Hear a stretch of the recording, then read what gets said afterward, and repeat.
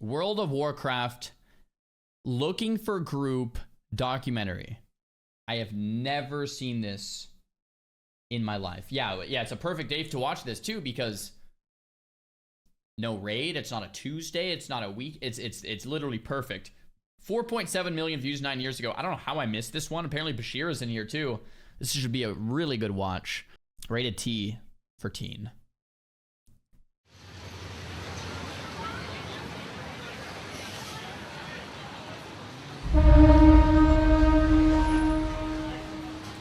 I never watched the WoW movie before. Jeez.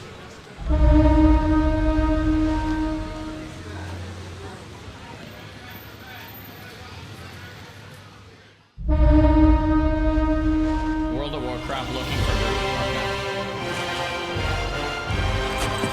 We will never be slaves! That's so loud. Is this spoilers for the movie, man? I haven't seen it, man. A spoiler warning, jeez. But we will be conquerors.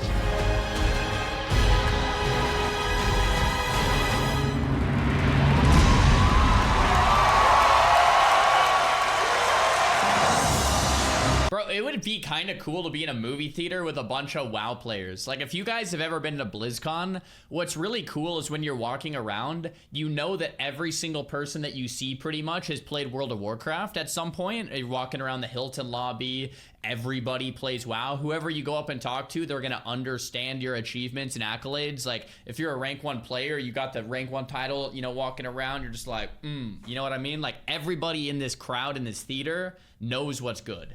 You know what I mean? It's like a little mini BlizzCon. Yes, sir. Everyone's saying it would smell. The whole chat says smelly, smelly, smelly.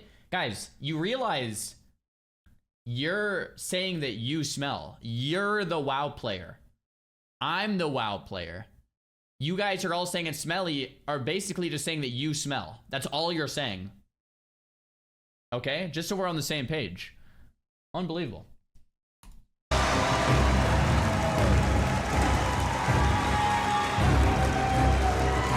What up?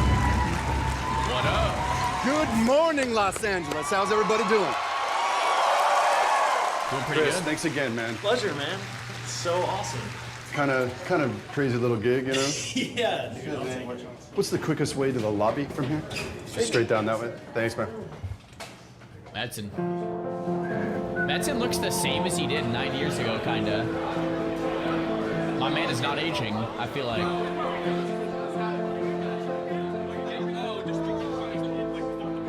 It's a hell of a thing to have grown up geek. I had friends around me that were geeky. We played D&D, and we'd talk shop. Did he say to grow up geek? I haven't heard it like said that way. It was crazy to grow up geek. Like about okay. comics and things like that. But you know, my family was not geeky. My immediate, my siblings, I didn't understand.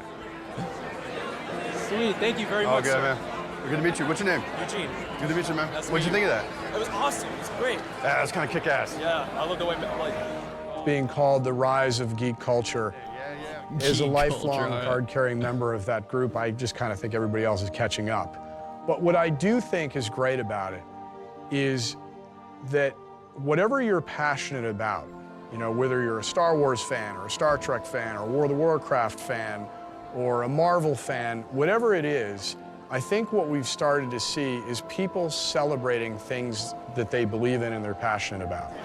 Literally tears in my eyes. It felt like it brought us back. I mean, the whole series. All I want to hear, man. Especially even the Lords of War thing. I'm just geeked up. I can't wait. He loves that word. What was that? Yes. We only rarely ever built games to please ourselves. I wanted to work on World of Warcraft because I wanted to play in a world like World of Warcraft. That was like one of the original Blizzard mission statements. Is they said that they want to build the game that they want to play, right? Which is a very different mission statement than saying we are going to build the game that you guys want to play, the fans. It's we want to build the game we want to play, and there's a certain level of passion in that because it's like I want to build a world that I want to reside in. And I think at some point that might have been derailed and different. I do think the SOD team really Well, I mean, the SOD team is listening to community feedback, but there is a difference, though, right? Between what people want versus like, let's just build the game we want as visionaries and create something that the world might even not know that they want until they actually play it and they're like, wow, this is awesome, right? And I think we felt that. We really did.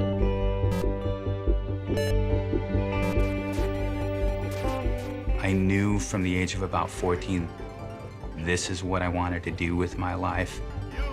This was back in the day when it took one programmer and you could make a game by yourself. Think of games like Berserk or Asteroids. Really simple. That's kind of where I started. So while at UCLA working on a computer science degree, I knew that I wanted to start Blizzard the day that I graduated. I think our class was around 300 students, but there were maybe 10 of us that would finish our 2-month projects in the first week and spend the next, month and a half optimizing our code. And I took these guys and started to show them the vision I had. Whoa. Instead of being sapped off Retro, to dude. the Microsofts and the IBMs of the world, that we could try and do something, a little different.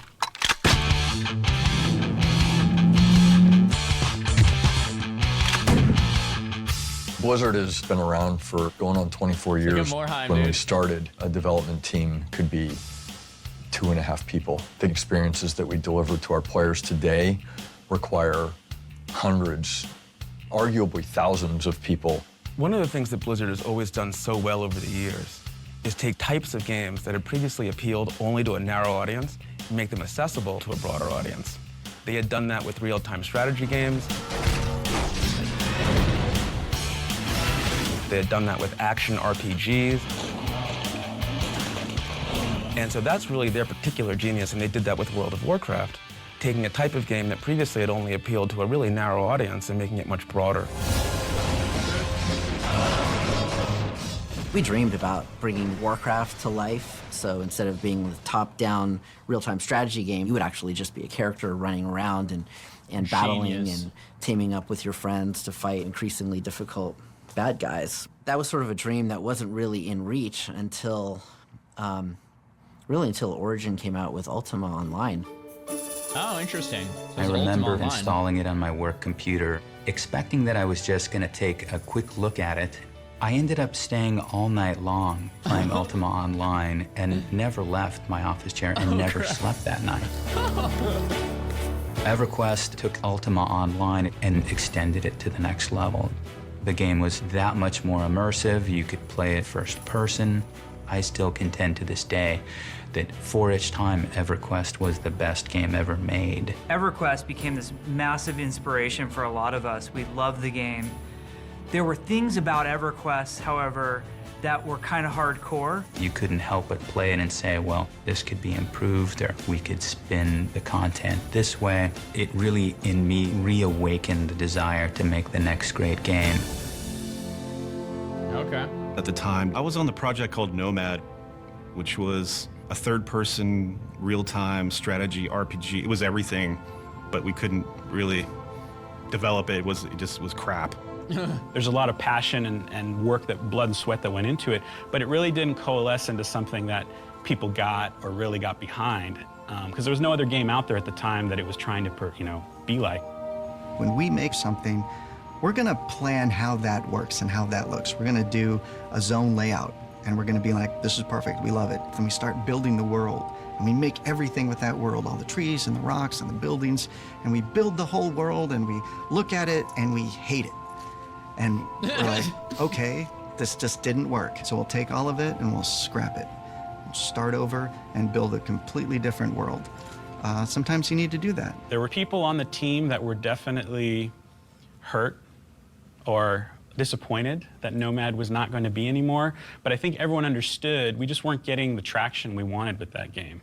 And we were playing EverQuest, Ultima Online, and we thought, you know what, we could do that. Why don't we make one of these? This is awesome. I mean, why don't we make a game that we love? Ultimately, it was Alan Adham who stepped in and said, hey, we got to rethink the direction that we're going. We should be going, more towards World of Warcraft and less towards this idea of Nomad. Cool, all right. As we were working on World of Warcraft, I started archiving cool moments from the game. Here is an old map of Eastern Kingdoms. So it shows, you know, something up here called the Dragon Isles raid. Interesting. Dragon Isles, 65 to 70. Well, now we have Dragonflight. Monastery, Stratholme. It's like all like pieced together. Tirisfal Glades to Monastery.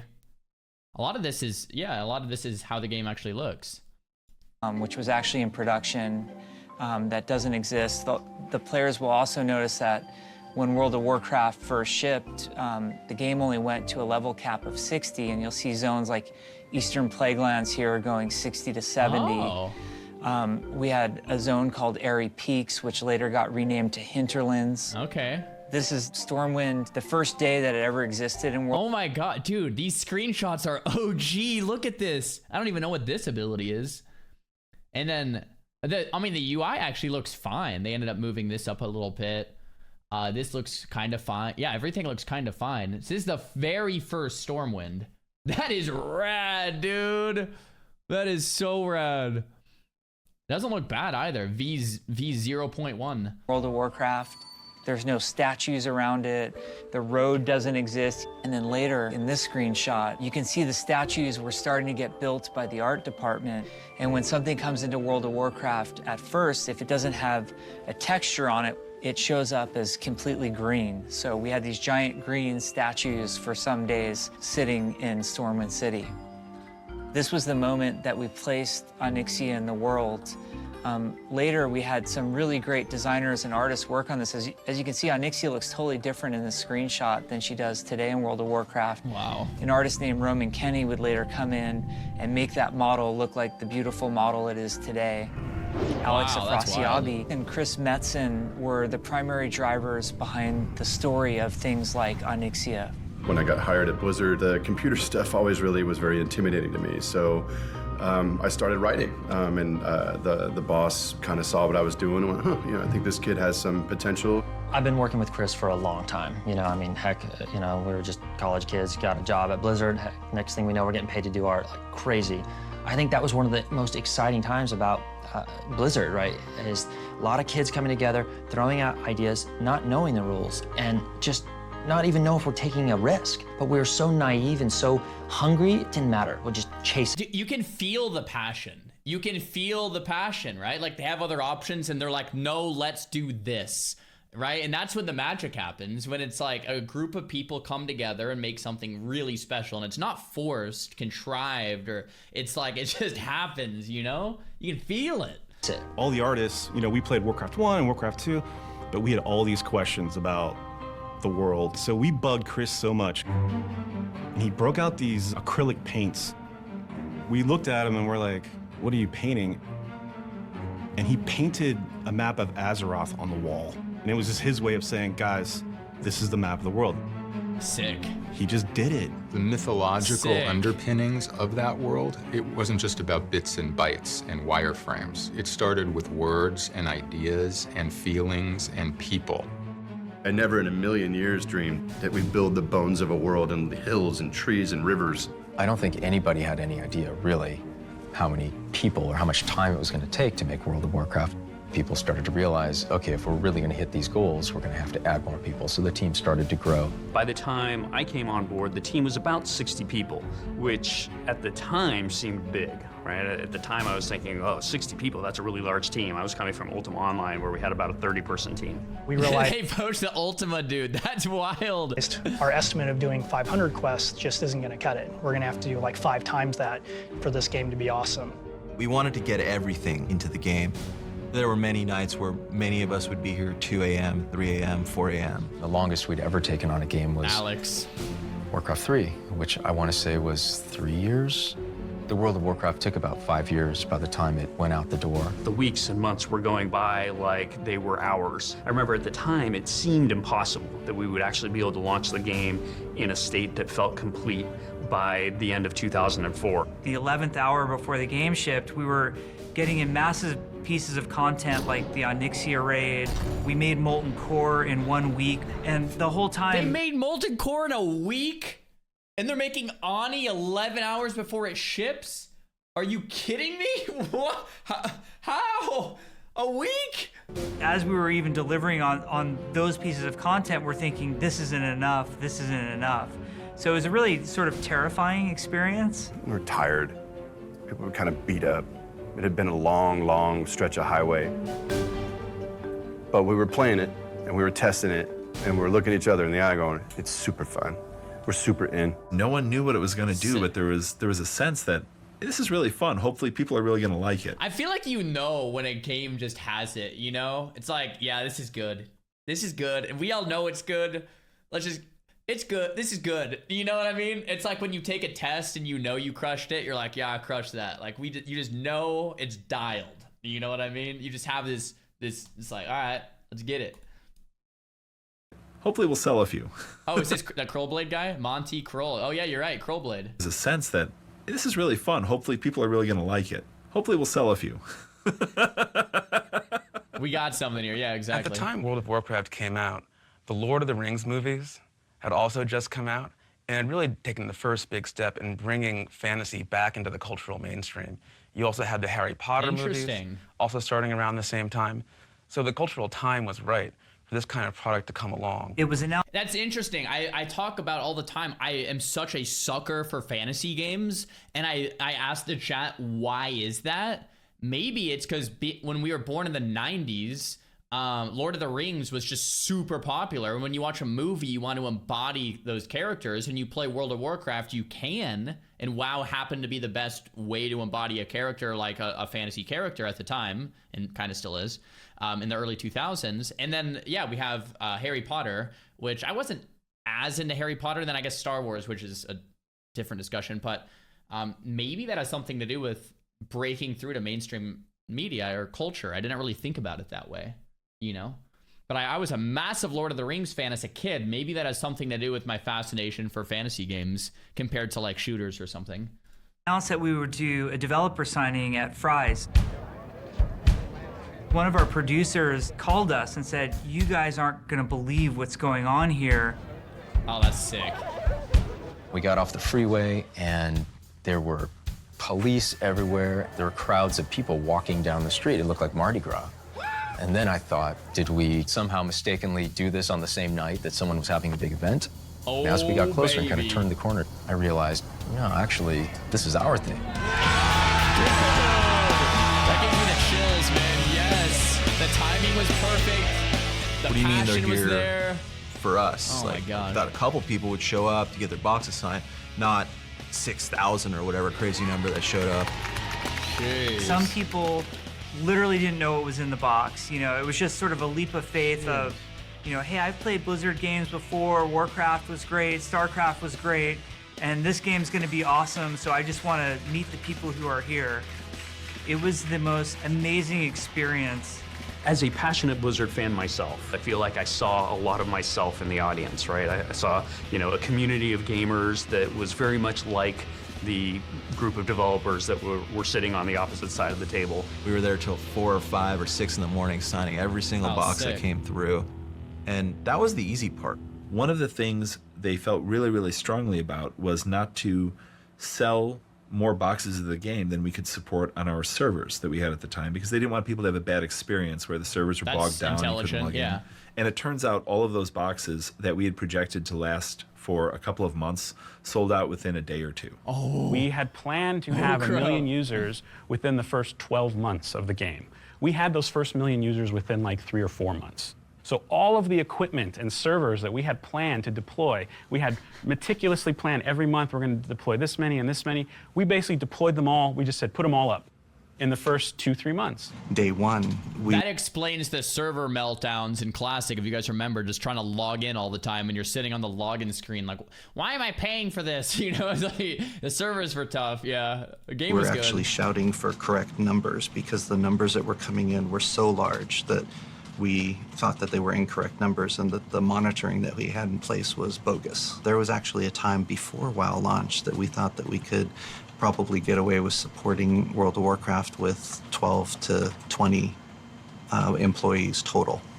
And we were a little bit off the mark there. Jeez, man. We went from a company of like 500 people to, at one point we were over 5,000 people because of World of Warcraft. When I first came on to WoW, WoW had shipped about 6 months before that. There was this buzz and this energy and excitement and trepidation as well. It was like, okay, now what do we do? It was truly amazing as how big a success it became. I think that caught everyone off guard. I mean, we all thought, okay, hey, this thing could get 1 million players here. I mean, this is really special. But when it went up to 5, 6, 8, 9, 10 million That's worldwide, so it was wild. just unbelievable. We live at a really interesting crossroads right now, where the games industry has grown so fast and so huge. But Warcraft, I think, is the daddy of them all. Come on, we Of have to course finish it the is. quest in Stonehaven. Definitely the daddy. Dan? Everyone knows it. Hang on, guys, my dad wants something. When you go to BlizzCon and you hear the crowd's energy when the World of Warcraft expansion's announced, or when the World of Warcraft features are announced, and you compare that to the energy of like Overwatch, StarCraft 2, like all these other games, Hearthstone, it's just not even close. Like, you can tell from the energy of the crowd, like WoW is the life of Blizzard in a lot of senses. Even when there's like not like WoW is dead, it still has that underlying feeling about it.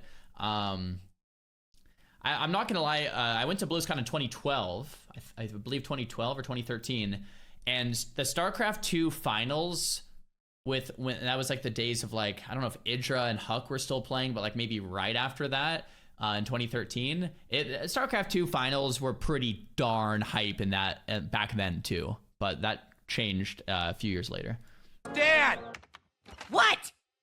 You've been on your computer all weekend. Shouldn't you go out and socialize with your friends? I am socializing, Artard. I'm logged on to an MMORPG with people from all over the world and getting XP with my party using TeamSpeak. I love it, dude.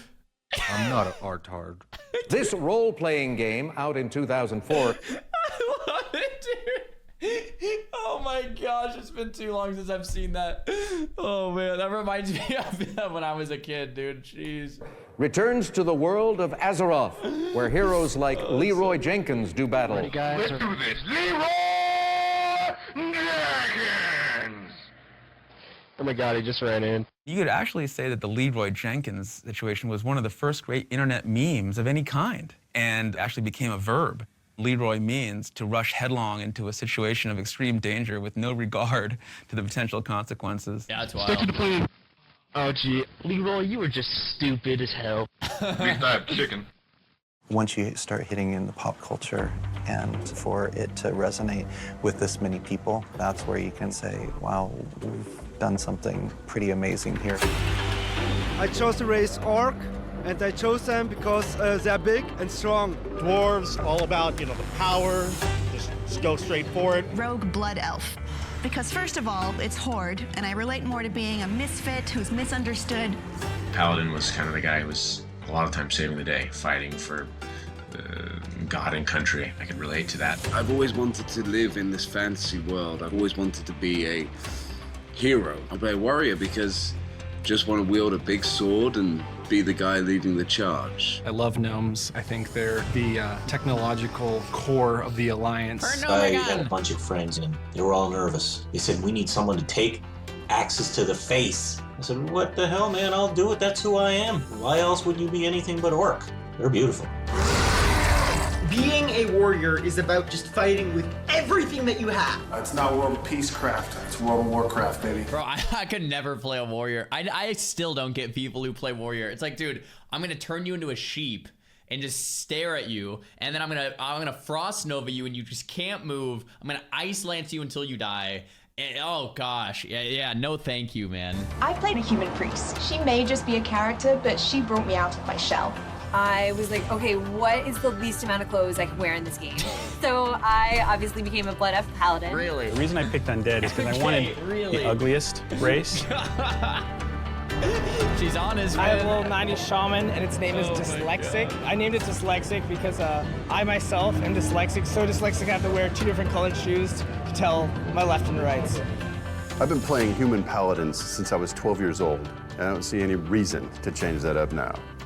justice ain't gonna dispense itself. I've always been drawn to elves. There's something about elves that I just really like. And the Blood Elves in particular have this fascinating story because they're survivors. And when I started playing, I had just suffered a terrible accident. Every doctor that I met said that I should either be dead or paralyzed. So I had a neck brace on and I was banished to life in a couch. I started the game and I played a Blood Elf. And as I was questing, I found a lady's necklace. I had to return the necklace to Lady Sylvanas Windrunner. She's the leader of the undead. And she takes the necklace, she throws it down, and all of a sudden she starts singing. The more I got into her story, it changed my perspective. You see how much she suffered to get her body back. And for me, having lost my body, that was a story that really, really resonated. It meant a lot to me. And her story helped me heal. Oh, it's kind of cool. There are so many players of our game who talk about it the same way they would speak of their favorite summer vacation with their family. Oh, yeah. Or meeting their significant other and their first date. Oh, yeah. And their song that was playing on the radio when they realized they were falling in love. And that sort of thing happens in the game all the time.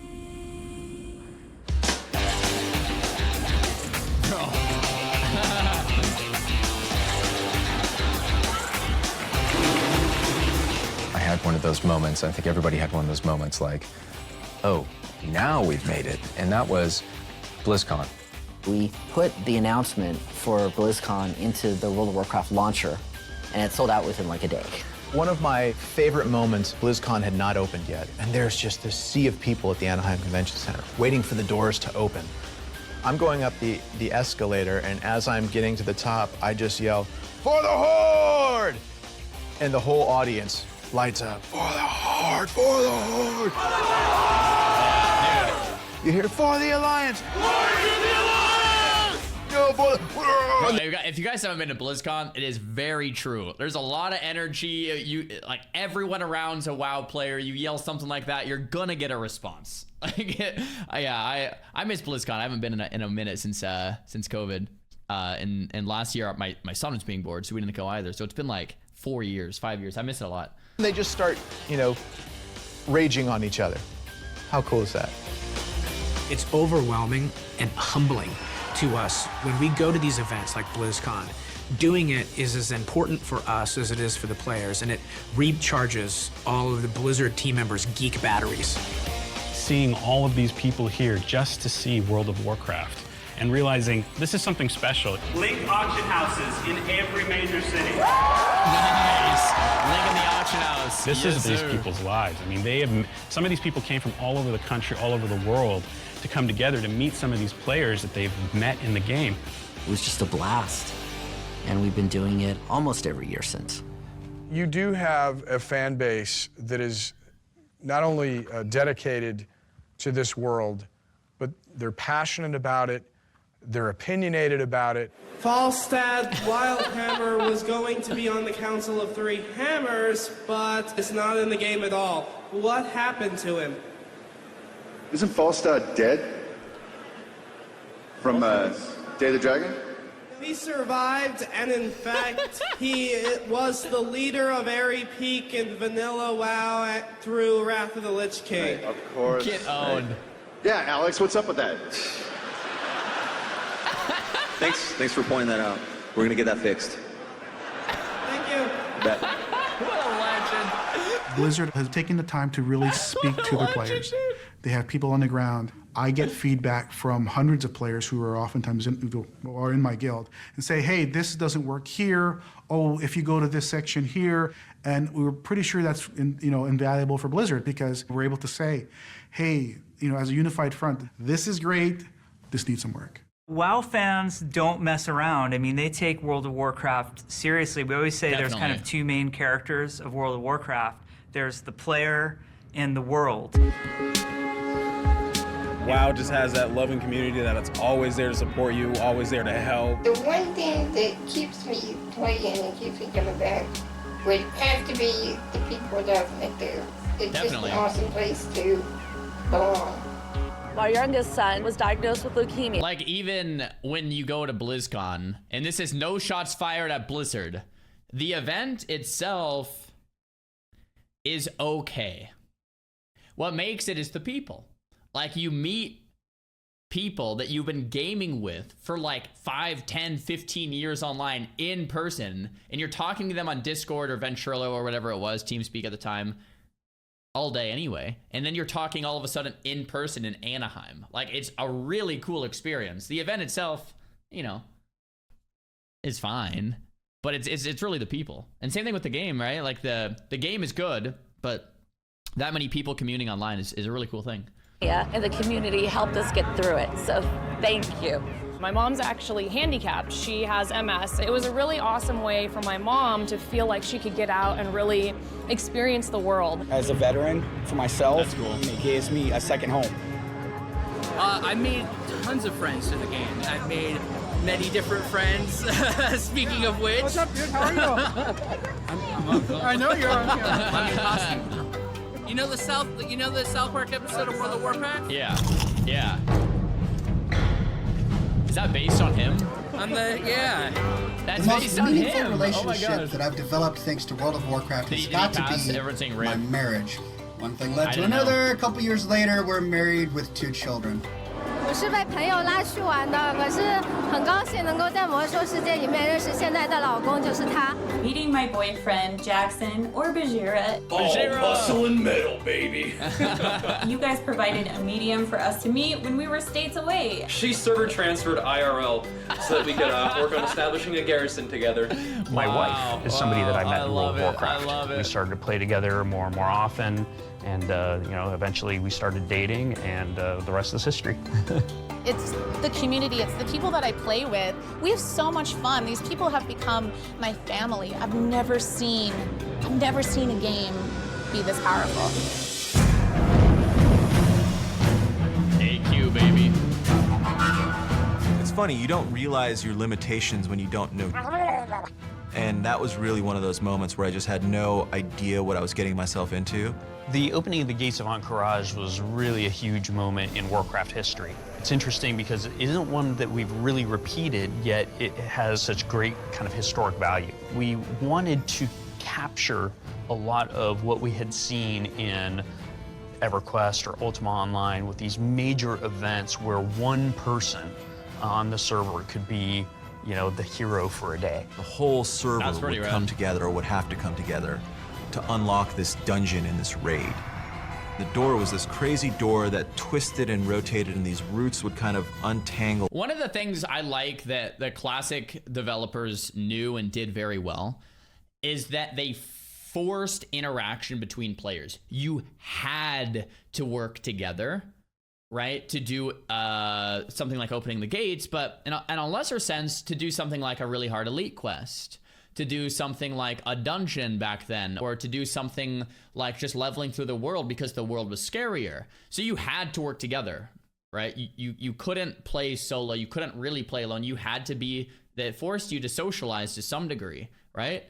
And retail WoW, and this is not to hate on retail WoW, because I think it's a fine product for what it is kind of going in a different direction. Like, okay, if players don't want to interact with each other, let's make avenues for them to not have to interact with each other through solo play, through solo queue, through delves, which, by the way, I am excited for. I'm very excited for them. Right? And then, but in the classic way, it was like, no, let's force players to cross paths and interact in a meaningful way, right? And I think those memories are what people think about when they remember how fond they are of World of Warcraft. Like, wow, those are some good memories. And I think it's like they were crafted because of that, right? Fundamentally. And it would open. And I had a sense where I said, this is only ever going to happen one time, ever, per server. And I thought that was pretty damn cool. We just didn't realize how many people would actually show up to this thing. I expected people to show up. Once again, he says one time ever per server. The reason it's cool to have the mount or the title from opening the AQ gates is because it's one time ever. And I know I'm going to get some pushback on this, and I don't care because it's the damn truth. All right. It's cool because it's a limited time, one time ever event. And once you undermine that with, oh, you can get it again. It's like, F that, man. It's bad. It's bad for the game. It's bad for the user. It's bad for the experience. It's bad for everybody. It undermines everything, and it's absolute trash. All right, I know I'll get pushback, but I don't care, man. That is the damn truth about like how the foundations of this stuff works. It matters. It really matters. Done. All right. I didn't expect everyone to show up. Turns out that you should totally be talking to your server engineers when you have a plan like this. Focusing all of that in one area turned out to be not a good idea, especially all at once, because at that point we had CPUs max, we had databases max out. It is an event that actually a lot of players kind of look back to and say, this was really, really cool, but it was very, very stupid. Every single server converged upon Silithus, which is the zone that Encourage was in, and proceeded to basically repeatedly crash the entire world server over and over and over again until people just said, I can't even remain awake anymore, I gotta go. And when finally it came down below enough of a threshold, they were able to actually open it. But it was something that we ended up learning from and actively avoid going forward. This is one of our US data centers. We have 17 worldwide, and this is where we host World of Warcraft. All of the data for your characters, the world that you interact in, is all contained in the data centers. Damn. It's behind a locked We usually gate, push dude. 100 gigabits per second. We would be able to download 4 Those are the HD servers, movies man. per second. There is a high level of security. Whether it's malicious or accidental, we want to make sure that people stay outside of our areas. I wonder how hot it is in here. Just all of these hard drives going. I wonder, it's probably just a room. Maybe they cool it though. It's probably like, they probably have it at like 60 degrees in there. So maybe not. Yeah, maybe it's cooled. Yeah, it has to be, huh? But it's just like, dude, if it wasn't, it would be like melting, bro. Have you guys seen Silicon Valley? And they have the servers in their garage. And it starts a fire. Yeah. All right, it reminded me of that. This is actually the first time that we've actually allowed cameras into our cages. So this is what one of the blades looked like for World of Warcraft. So this particular one is Tichondrius, one of our more popular realms. Yo, bro, he's holding me. My character's on there. Holy crap, dude. Yeah, that's my server, baby. It's the CPU, it's the memory, it's essentially what creates the world and sends it back out. There's tens of thousands of these worldwide. All of these are designed so that the developers can take advantage of the game. They have the world servers, they have instance servers, and those make up realms. Tight crash. Yeah, put it back in, man. I'm trying to play some games. Unbelievable. This is what we call the GNOC, or the Global Network Operations Center. It's essentially where we monitor the heartbeat worldwide of all of our games. This one in particular is taking a look at various security threats worldwide. Every once in a while, you'll see this light up significantly, which is a pretty large attack. This screen that we're looking at here shows all of the logins worldwide for the various games that we have. Each pop that you see on the screen is somebody logging in to play the game. Oh my gosh, that's and crazy then cool. These two screens, Arena. we are monitoring streaming feeds. It's an early indication if we ever have any problems from the player's point. They monitor streamers for player problems? No way. All right, I'm going back. Who is this? Hold on. Let's see if we can guess who this is. Is this Soda Poppin'? Hold on. What class is this? This might be Soda Poppin'. Hold on. Is that a bark skin? Yeah, this is this Soda Poppin'? It might be. It's an arena back in 2013. This kind of looks like it could be Soda, and it has a bark, and it's a druid.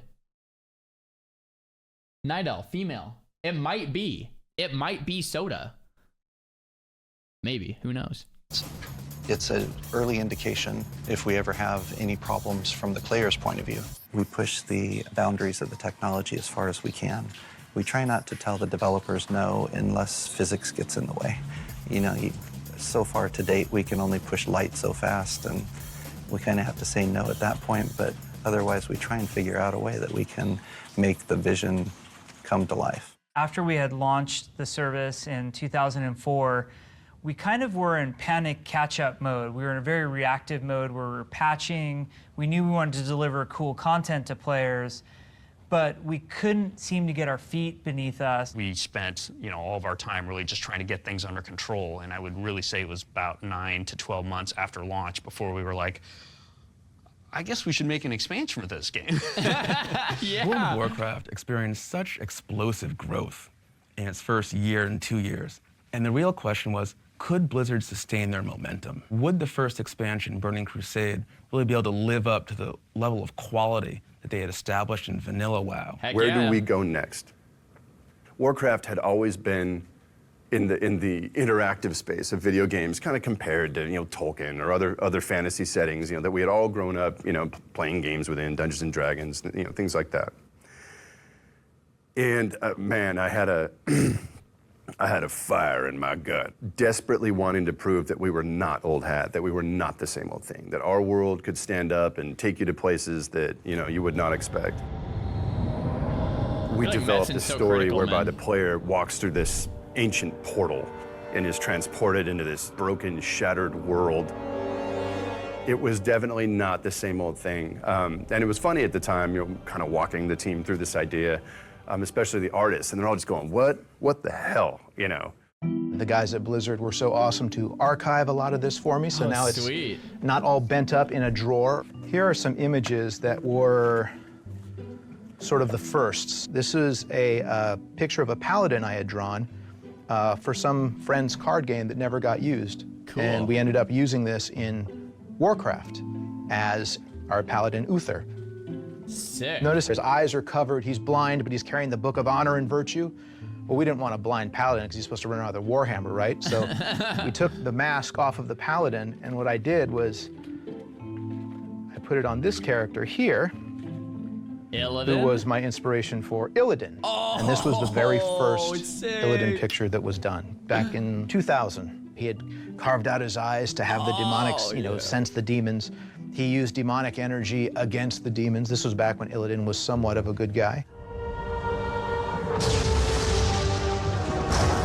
That's rad.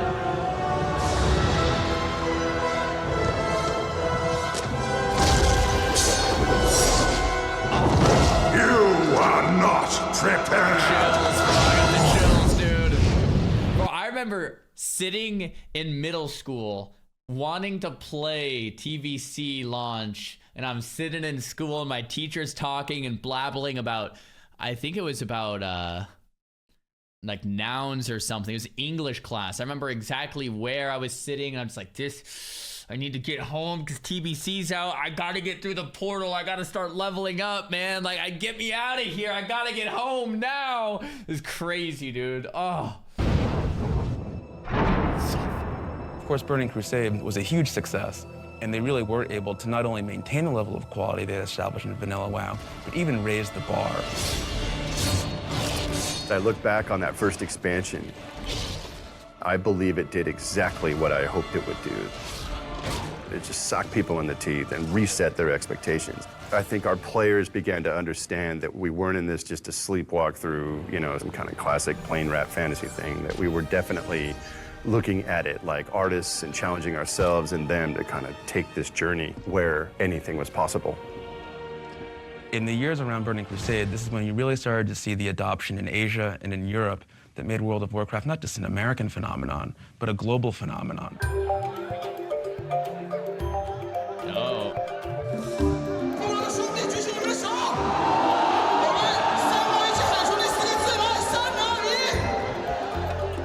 Sick. 就是觉得，不仅是玩游戏吧，还可以有交到很多朋友，就不仅是游戏里面的朋友。One of the things that I've always found fascinating culturally in World of Warcraft is in China and maybe other Asian countries, the primary exciting game mode that people loved, that people valued, and that people worked towards mastering. Does anyone in the chat know? Someone in the chat knows. Someone in the chat knows. Dueling. That's right. Dueling. 1v1s. duels, not arenas, not battlegrounds, not achievements, not dueling. The Chinese players really got engrossed in dueling. Like they would just duel way more than all the other countries. Like they would duel hundreds, thousands, tens of thousands of times. Like that's what they did. Like for the most part, it's crazy. I found that so fascinating. Like if you watch some of these Chinese live streams or YouTube videos, like it's all duels. I would fit right in. I love dueling. The beautiful thing about a game like World of Warcraft is that it crosses cultures very well. In China, for example, internet cafes are so popular. It's always been a one-child policy. Kids, they don't have siblings, so then they need to go to a place where they can get that social interaction. It's an experience. Dope. You sit down Cafe, and you play games with your friends, and everybody's, you know, screaming and playing.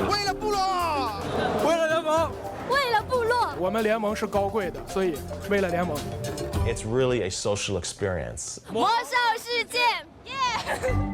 I'm not sure that we necessarily realized we would have the global reach that we ended up with. When we released the game in Europe, we created a market that people said didn't exist because it blew up 10 times. That's wild, yeah. I really like hardcore raiding. I played Druid, didn't fit me, Paladin, perfect. I made a guild and I'm still see that's what I feel like the game misses today is back then you would play a class and classes were so different and had such strong class identity. You would play something like a druid and be like, no, that's not me.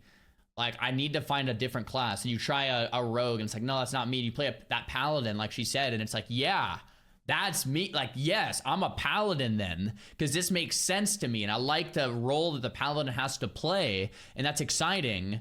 But now everyone has like 6 alts and plays everything because all the class, and then they fought him reroll based on what's parsing the highest on Warcraft logs and like, you know, on mythic charts and stuff. And it's like, okay, well, I'll just roll whatever's good this tier based on like the nth degree min max, this and that. And it's like, we've lost that. You know, part of the reason is just globalization, the internet at large, it's, you know, whatever. But part of the reason too is I think it's the design philosophy and the homogenization, right?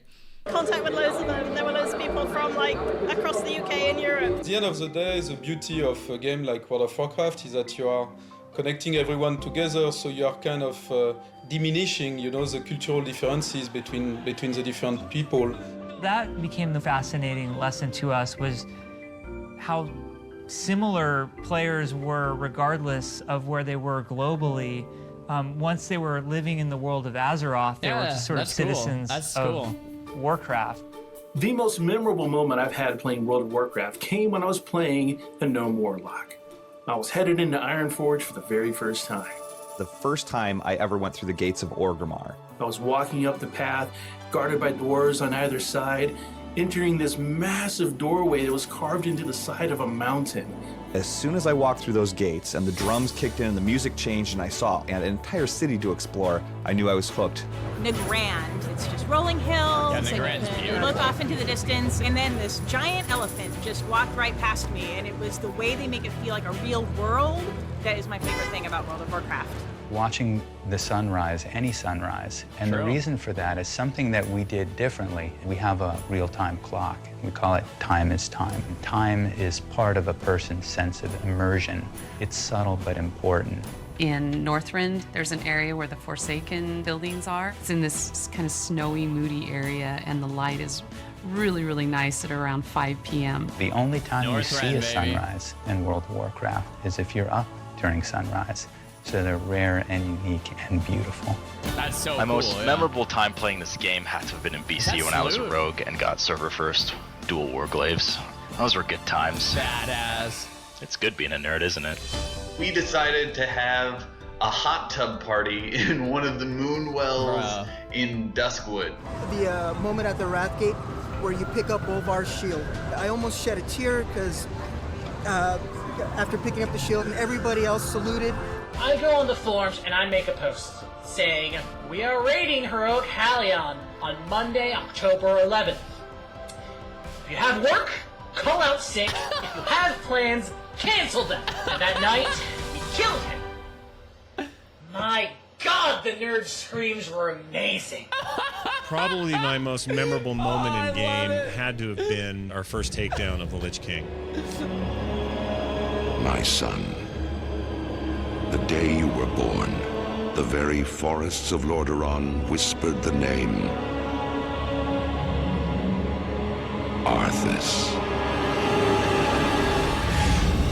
Defeating Arthas, aka the Lich King. Arthas, I think it's just legendary. To see him go down was like nothing I've experienced in a video game. I remember screaming and yelling. I feel like even to this day, you have Illidan and you have Arthas as two of these like just legendary villains when you think back.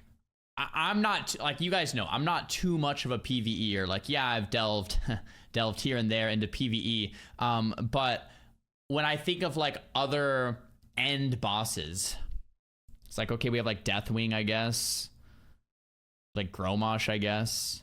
And then like after that, like it just starts to get lost and convoluted, confusing. As someone who's not in it, if you're in it, sure, you probably remember all of them. But like Arthas, whether or not you did that raid, you know, right? And like I never killed Arthas, but I know how badass it was, right? And then yeah, you have Garrosh, you have some others that are kind of close, but yeah, like Ragnaros or Illidan or Arthas, it's like, dude, it's just different. It's just different. With my friends on Skype so loud that the neighbors started banging on the walls. Finally getting him down was the kind of euphoric excitement and celebration that, I mean, it's happened so rarely in my real life. Right, yeah. That's why it's good to have things that are hard and meaningful, and then when you actually do it, it's rewarding and exciting. Like, I've talked about this before in the past, and I don't think Blizzard will ever return to this, but what percentage of the population cleared Nax? What percentage of the population cleared AQ40? What percentage of the population cleared Illidan in TBC?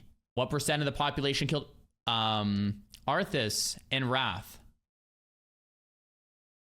Not much, but it was memorable and it was badass. It was exciting and it was captivating, right? And when you killed it, it was awesome because you were that part of that rare elite. And if you didn't kill it, it gave you something to be like, wow, that person has the Warglaives from Illidan. That means they killed Illidan and it got the RNG and the drop, and it's just so cool. And now it's a different philosophy. It's like, let's have everyone clear the content and let's give loot to everybody and let's get the best legendaries to everybody. And it's like, what? One of the reasons it was so special is because not everyone could do it. One of the reasons it was so exciting is because when you did it, you knew you did something pretty remarkable. And that was what kept you playing and excited to do, right? Yeah, and people are like, that's mythic now, and I guess that's fair, right? So what Blizzard's done now is everyone clears it on, or if you want to clear it on like LFR and normal, heroic's obviously a lot harder, and then mythic is like the hardest. So that exists to some degree. You guys are not wrong. Trying to figure out what the next thing for after Burning Crusade was going to be was an interesting process. We knew that we were going to fight the Lich King. We knew we wanted to make the Lich King a much more prominent figure in our storytelling. We wanted to have two zones that players funneled into for Alliance and Horde, not just the one go through the Dark Portal kind of moment. And then we wanted to have skiing. We're gonna have all this snow. We're gonna have all these mountains. Skiing, that's gonna be a feature. We still do not have skiing in World of Warcraft, but wasn't there an event? Hold on, there was totally I remember like a skiing event where you like go down the mountain. Wait. Maybe it was after this video. There are sleds. Oh yeah, is it a sled I'm thinking of? I remember doing that. Oh yeah, the penguin event. Or you were a penguin. Or a sled. Yeah, I remember that. Was an idea at one point. I think one of the things that Blizzard did in Wrath of the Lich King that they hadn't done before was really take their storytelling to another level, including in-game cinematics like the Wrathgate sequence that really brought the players into the story in a way they hadn't before. Blizzard has actually been on the forefront of game cinematics pretty much as long as they've existed. Blizzard cinematics did inspire me greatly from my very, very young child days, which they hate when I say that here because I'm about 13 years younger than most of the guys who were doing this at that time. So I was like, oh yeah, Warcraft 2? I loved playing that when I was 13. And they just all go, oh. Seeing the fan art and the way people respond to the game that we've created and how it inspires them towards their own creative outlets is inspiring to us. I remember the first time after the game had been out for a few weeks or a few months, people were video capturing their footage while playing it and editing it together, creating movies that took the established storyline to the next level. And I think that was really interesting that this game, this entertainment experience, turned into sort of a creative medium and an outlet for other people. The first machinima experience that I saw online that totally took me by surprise was Return, done by Taryn Gregory. I've never seen this, I don't think. The sweet sound of that word had sustained me through battles beyond all counting. My friend Ezra comes to me one day and says, oh, by the way, have you seen that Blizzard is putting on a movie contest for BlizzCon? I'm like, that sounds interesting. For 30 long years, war, endless war. And we created a 6-minute movie called Return, a Warcraft motion picture, and submitted it not thinking it would go very far, only to find in a couple weeks that we had won that contest. Ezra and I drew our resources and flew down to BlizzCon. So we walked right up to Chris Metzen on the main floor and we introduced ourselves, and seeing Chris Metzen's face light up. You guys made that movie? Return? Wow! When they started sending that around the company on the internal drives, everyone was watching it, everyone was talking about it, and both my friend and I were just sitting there. We're supposed to be geeking out on you, man. Why are you geeking out on us? Yo! Yeah. And that's when the lines between fan art and real arts kind of started to blend for us, and even for them when they started saying, hey, how would you like to come and do this kind of thing for us? And now, my title is Project Director for Cinematics. So we've got all 6 cutscenes to review today. We can go over the Velen and the Frostwind scene, even though those were close to final last time. Your place is with our people. That's really cool. That's something Blizzard's done pretty well. Chris Kaliki, one of the game designers on WoW, he made a lot of the pretty remarkable spells in the game, was recruited from being a WoW player. He had a lot of really good ideas. I think he did, like, I might be botching the story a little bit. Like, he did a lot of forum posts and replying on the forums, and someone kind of scouted him out that he knew that worked at Blizzard, and he's like, you have a lot of great ideas, and he's like, thank you, and he's like, would you like to work with us? And he's like, sure. And then he ended up making some of like the most badass stuff ever to be introduced in the game. And I feel like this is another one of those stories. So like it seems like they do well of finding players that are highly passionate and you know, kind of on the right track, and then grabbing them to be on board.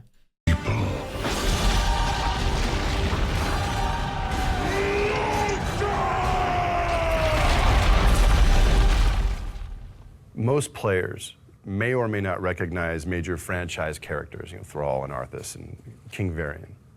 Depending on the faction that you're on, you know, you may or may not have ever interacted with those, you know, very popular characters. But the one thing that unites all players is the land. The world itself is probably the key character.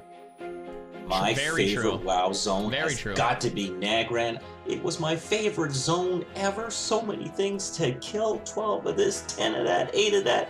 It's just like a Warcraft 12 Days of Christmas. There's got to be Karazhan. Karazhan. Winter Spring. Molten Core. Icecrown Citadel. Australia, when I was filming Superman Returns, the time when WoW first came out, and we played a lot.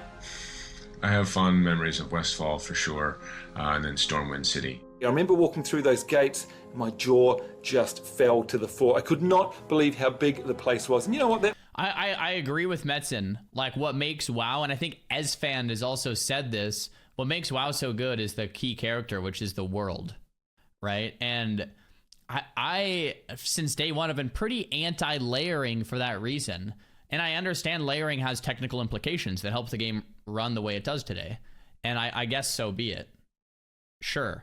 But I still say that like layering is and phasing and sharding is, it like takes away from the world, the feeling of the immersion. When I always give this example, like you're friends with someone at school, you're like, yo, I'll meet you in Westfall after school, you're both on the same server, you both go to Westfall, and then like you don't see each other because you're on a different layer. you know? And I feel like something about a world entails that if you're on that same world and you go to that same spot, you're gonna see that same person, you know? And I feel like, yeah, layering, I don't know, man, I don't know. Like, right, there's technical implications that make it good, necessary, whatever. My kind of knee jerk is like, okay, we'll have layering for expansion launches so they go smooth, and maybe even like 2 to 3 weeks after the expansion launch, and then take it away. Like, let's get back to, like, you know, servers. And if there's a queue, I think a queue is better than removing the excitement and the feeling of making the world feel alive, right? That moment has stuck with me right through to this very day. Ironforge, I would always dance on top of the mailbox. Gilneas. Frozen Throne. Hellfire Peninsula for sure. Thousand Needles.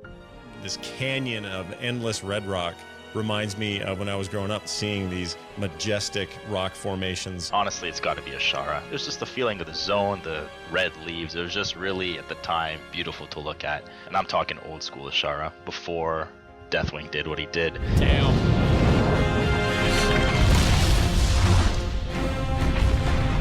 Yo, chat, favorite zone in WoW. Go. What are your favorite zones, boys? The craziest thing about this franchise is that the world itself is probably the most key character. I mean, that's crazy, right? It's very, very cool. So the powerful idea with Cataclysm was, what if we imperiled the world you know? Chris is like, I want to break everything. And I remember thinking like, dude, like what? Like, is this the end of Warcraft, right? And, you know, he's pitching the idea and everyone's kind of like got this like, really? Like, the game's doing really good, you want to break it? And they said, we want to have this big moment, this big event, where the players log out and log back in, and the world is all different.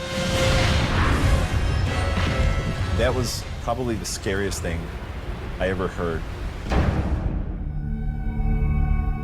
We didn't quite know the extent of our madness. And then we kind of realized, like, holy shit, like, what are we gonna do? Like, how are we gonna even do this? My team and I sat down and we did 48 hours of analysis of all of our data and tried to figure out if we could make this effect happen. And we came back with a definite maybe. That was one of the more complicated things that we've ever done in the history of WoW. Incredibly complicated from an engineering perspective, from a patch delivery perspective. We figured out a way to deliver 2 versions of the world. So you're standing somewhere in Kalimdor and you log out and you log back in and the world was destroyed.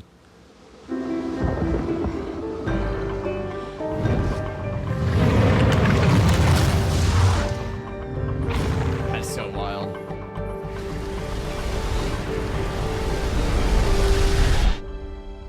Even though it's now covered in water in a very different place than it used to be, I'll never forget my first time in there. Players seem to really become so invested in the time that they've spent and what it means to them and the friendships they've made. It was interesting to watch the emotional waves of people engaging with the content, but really it's always that way. You know, all of these expansion sets, all of these games. I think with any product like this, both the creators and the players mature and grow together. And you see that in the kinds of stories that they like to tell to one another. When he was 3 years old, I put him on WoW and he played an undead, remember that? Yeah, I got to level, I think 10 or 11. And his favorite part was making the campfire, remember that? Yeah, I don't remember how to make the campfire. We have to go back and figure it out. What's your favorite part, Connor, about playing the Warlock? Summoning demons. So that's good, that's what I need to teach my son. Our whole family plays, except for my 5-year-old daughter. We haven't let her summon demons yet. We're waiting on that. Yeah. Thanks so much, guys. We might do that tomorrow. Tomorrow. I think with Mists of Pandaria, they were taking a slightly different approach where it wasn't just about defeating one big bad guy. It was about really exploring a whole new culture. The Asian themes, very different. The storytelling was much more philosophical. Why do we fight? For my kind, the true question is, what is worth fighting for? The glory days, boys.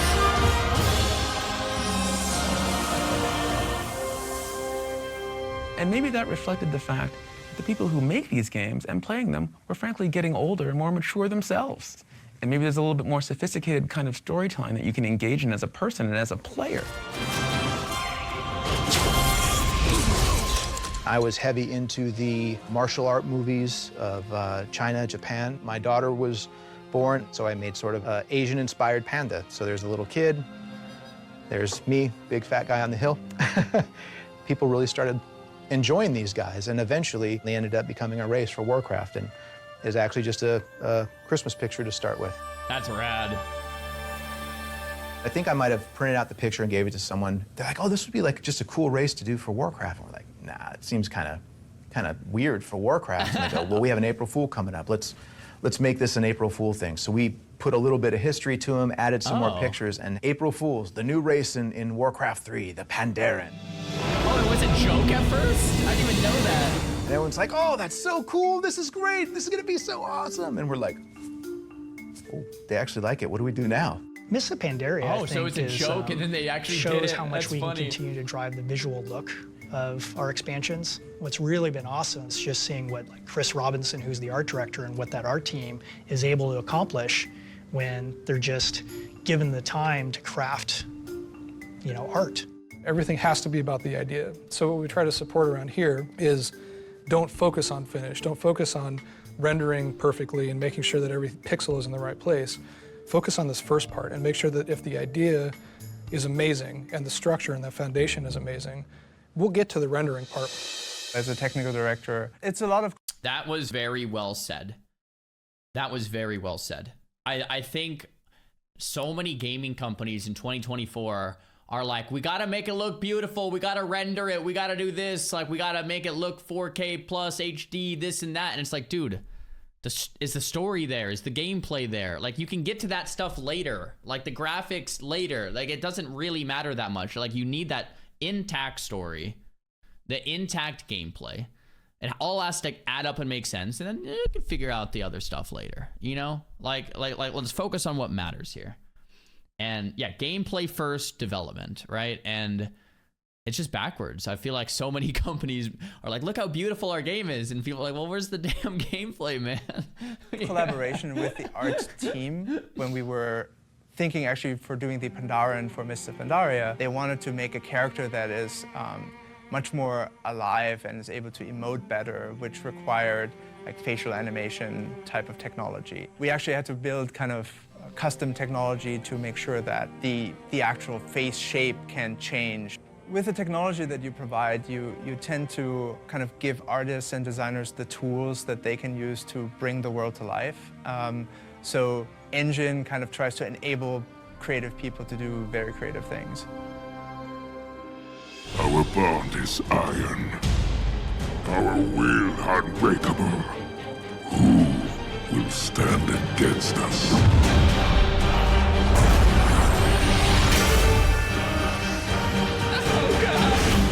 Every new expansion, we are trying to push our storyline forward. We're trying to offer new types of gameplay experiences that you've never been able to have before. In Warlords of Draenor, we're saying, hey, you wanted to build a base in the world, maybe? Your interest in Blizzard franchises harkens all the way back 20 years ago. Well, now you can have a little bit of that flavor in your World of Warcraft also. Wouldn't it be cool if we went back to Draenor before it was Outland? What if we were able to encounter these warlords that we've heard about in Warcraft 1 and Warcraft 2 and these stories in Warcraft 3, but have never actually played with in World of Warcraft? One of the things I really love about Warlords of Draenor is that it gives us the chance to kind of go back to a place and an era in the history of the world that no one's seen. And what comes with that is, the super nerdy, kind of layerings of like, whoa, you're gonna break the timeline. We can't go back in the past. It's like Marty and Doc and the time machine. We're gonna break it all, and my parents are never gonna meet. And what are you doing to the space-time continuity? We had to think through all the fiction, and we had to think through all the consequence of what happens if we screw it all up.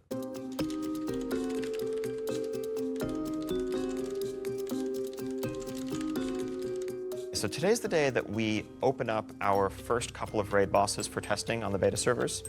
One thing that I think is really a hallmark of World of Warcraft betas is that really players are getting a chance to be invited into the creative process and to see things while they're not really finished. Well, Midwinter has 10 people here, so that's enough to test. Something like what we're doing right now, where we have a brand new expansion, Warlords of Draenor, it's a closed beta test where we send out waves of invites.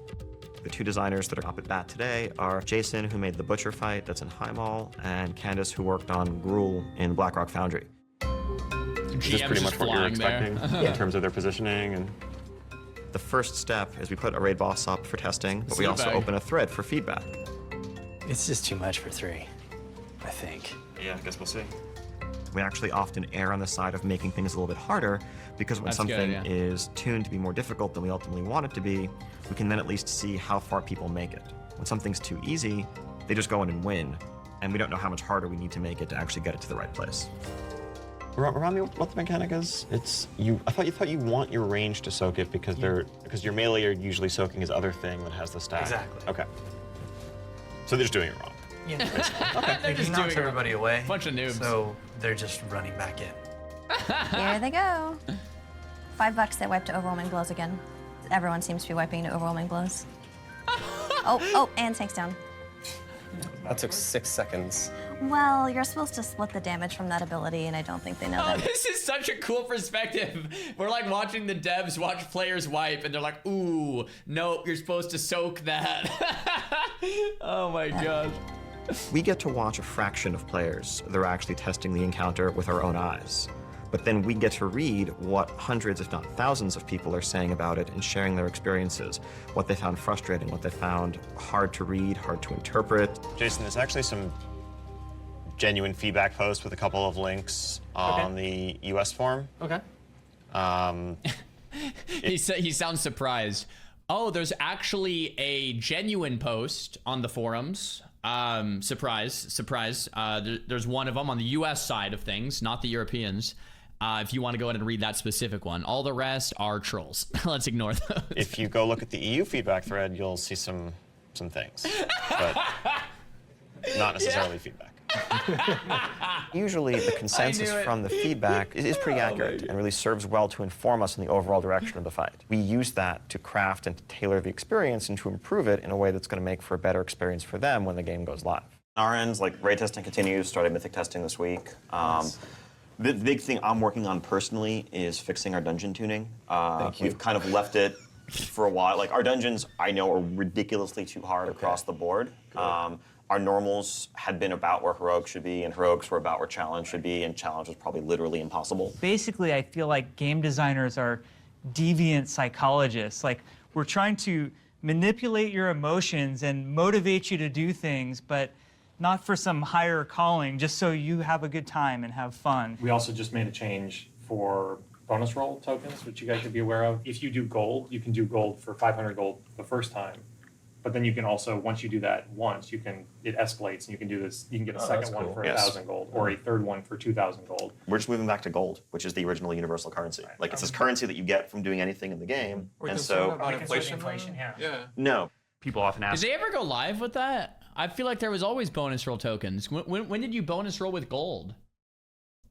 Am I misremembering? Because I kind of like the idea of a universal currency, because one of the problems retail has is there's so many damn currencies. They're constantly changing. It's like, what does this mean? Oh, they did? Any gold. Interesting. You purchase bonus rolls with gold. Oh, okay. That's what I remember. Okay. Ask us, well, did you hire an economist to figure this out for you? And we really didn't. I mean, what we did is we kind of said that, well, if there's stuff that people want and a currency that has value because it has guaranteed value because of what you can buy from the game with it, and that currency is tradable, we'll have an economy. And sure enough, it kind of works like that. I just can't help but think of it as a giant equation or this panel of knobs and dials, and you just turn one a little bit and it has this butterfly effect throughout the entire world, and you could screw up an entire economy for a virtual economy for millions of people. That's wild. It's a complicated task. That's why I work on the art team. This has been a huge expansion, just physically in terms of the amount of world space that kind of exists. It's huge in terms of the garrisons feature and the amount of technology that has kind of had to be invented in order to kind of deliver that. Which one are you going to show? It really makes you appreciate and understand the intricacies of a larger game like retail, with how many knobs there are to twist and how easy it is to screw something up and ruin the economies. And it's like, with that understanding, it's like, well, how do you circumvent that. It's like, well, you move really slow. Because if you move too fast and you hit the wrong damn knob, everything gets screwed up. And oftentimes as a consumer, as a player, it's like, well, why are you moving so damn slow, Blizzard? Let's get some new content. Let's get some new updates. Let's get some fixes. Let's get some hot fixes. Let's fix that bug. Let's do this. And it's like, from Blizzard's side, it's like, okay, everything's working right now. Let's take one step forward. Is everything still working? Okay, let's take another step forward. Is everything still working? You know, and you can see that with the intricacies. With a smaller game and a smaller team and less things to mess up, it's like you can move a bit quicker. But when things get to a certain size, it's like, all right, let's go real slow. Okay. Well, I've got a few layouts that we could take a look at. Here are our large plots. Here's our medium plots. We've been getting a lot of feedback that a lot of these garrison layouts are pretty sprawling, so we might be cutting back on some of that stuff as well. Yeah. The designers came to us with the idea to create these garrisons, both human alliance and horde orc garrisons. And the designers, you know, came to us with the pitch that, look, we already have all these things that we can reuse, so we won't be as much of a impact. And what would you say, Rhett? How many buildings have we done? 120 buildings later. As soon as you come in your front gate, you know, we want you to really resonate with this. We want to integrate the garrison into the questing experience. We want to make it a part of the story. We want it to be important. We want it to matter. We're trying to create a world that feels different than what you kind of see in everyday life. It is handcrafted, and I think that's what helps make WoW so special. I am so proud of Warlords of Draenor. The game looks amazing. It's so polished. You look at vanilla, you're like, oh, I wish I could just redo all of that stuff because of all the things we've learned, all of the techniques we can now do that we couldn't do then, you know? That's the part I really like, is the pushing. Keep pushing the tech, keep pushing the look. The people who make World of Warcraft pour so much of themselves into the game. They're trying to create games that they want to play. Even though we've grown, the thing that's always remained is that feeling of tribe and that feeling of creative, crackling energy. I've done this work my whole, adult life. And what an impossible blessing it has been. I was 19 when I walked in the door. It's family. I've basically known those guys since they were kids. Their personalities remain unchanged through all of it because they haven't let their egos get out ahead of them. We want to create amazing artwork or content or music or stories or quests. And to think that this game affected people is awesome and humbling. Give a round of applause, even if you're in the Alliance. We earnestly believe we're making something special. I don't think we'll ever stop pushing the boundaries of what we want to do and what we think is cool. Cool. As long as people play it, we always want to support this game. We never see a horizon. There's really not a precedent that we can look to. I think that we're charting new territory. There's no end to the experience. That's kind of one of the beautiful things about it. The players have never really ever finished playing World of Warcraft. The phenomenon that people probably wanted to be a part of J.R.R. Tolkien's universe found themselves able to experience it in World of Warcraft. That, I think, is going to pervade through the world as far as, I don't just want to watch it anymore. I want to be a part of it. I want to have impact. All the ideas and the love and everything that we had to give it, we gave it, and it was all about, will they like it? Will they come and play with us? It's goofy stories at the end of the day, but it always struck me. As we share them, when we share them, it becomes infinitely bigger. Is that it? I don't know, it was a couple minutes. Oh. Dude. That was so worth the watch, chat. Yeah, so worth it, man. I feel like I was smiling from start to finish. Dude. So good. Yes, sir. I don't know if there's more stuff in the credits or if they're just gonna roll through. But man, that was nice. All right. Is there more? Maybe there's some more hidden content. Hi, I'm Christopher Guest. I'm the dad, Tom Guest's dad. I'm Tom Guest. My favorite part about rolling a Warlock is that you can probably one-shot someone with your Chaos Bolt, even if you're in PvP. Tom is the real player in the family, although my wife Jamie Lee Curtis has played. I'm not really a player because I can't get the whole up, down, left, right part. You know, when you're moving people, I need people to like stop and freeze before I kill them. But I'm a big supporter. I think it's a great game. I'm really a proud mom of a WoW player. Go Horde. Nice.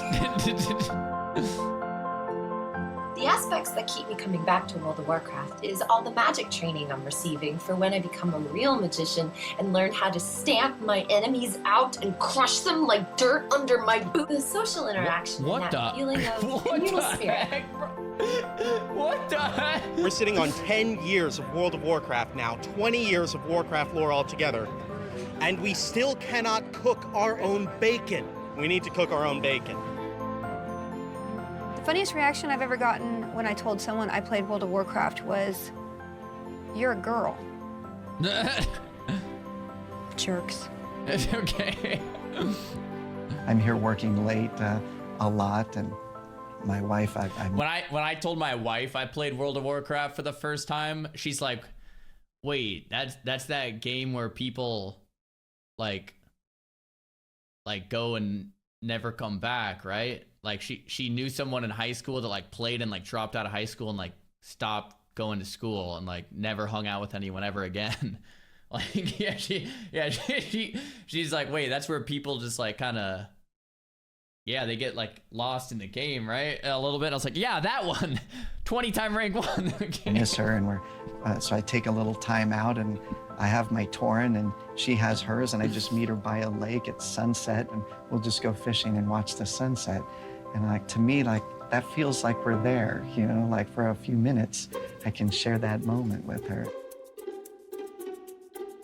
The one thing I really want to see in World of Warcraft is a unicorn. I don't care if it doesn't exist in Azeroth right now, but come on, we need unicorns with like flying rainbow tails. Think of Nyan Cat. We need like Nyan Corn, right? Right? Things on my wish list for World of Warcraft's content updates would be to explore the continent in southern Draenor where the ogres are native to. You have dragons, you have everything else, but you have no unicorns. You need unicorns. To see the islands in the Great Sea like Zandalar and Kaltyrus. Unicorns. Murderous unicorns, flying unicorns. Why are all the girls saying they want unicorns? Is this not it? Maybe I'm... Everyone wants unicorns. What? Everyone's saying unicorns. No, they must have been put up to this. There's no way that's chance. There's no way. Unicorns I can ride. Or to revisit Azul Nerub, as it wasn't really explored that well in Wrath of the Lich King. I do have to admit that I have a secret, kind of shameful wish for WoW's future. Unicorns. Lots and lots of unicorns. Okay, so it was definitely, paid comments. Dude, there's no way they didn't plant that idea in the interviews. There's no way they didn't plant it. Yeah, definitely paid comments. Unbelievable. In the outside world, I am a simple geologist. But in here, I am Falcorn, defender of the Alliance. I've braved the Fargo Deep Mine, defeated the Bloodfish at Jared's Landing.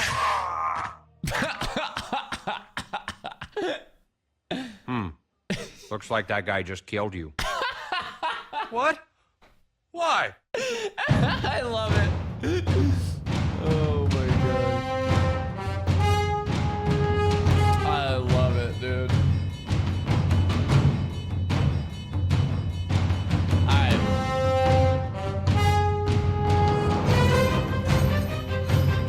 It's cool Jen and Yoshiro were in this, man. That's awesome.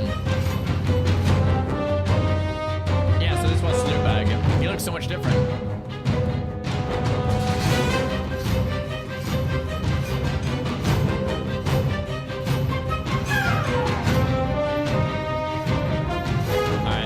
We know. No, someone said young Sko was in this. I don't think I saw Sko.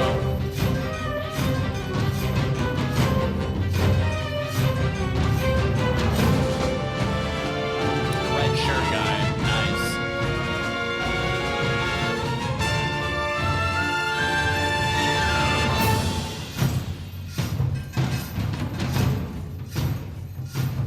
All right. Thank you for linking that in the Xaryu Reddit. What a watch. I can't believe I've never seen that, man. 9 years ago. Incredibly awesome documentary. Definitely. Last two were paid comments. See, the unicorn stuff was definitely paid comments, guys. No shot. What about Zico, Czar, etc.? I started my Twitch channel, I think, like 12 years ago. So that was like right when this was a little bit before. That was 9 years ago. Yeah, that was 9 years ago. Yeah.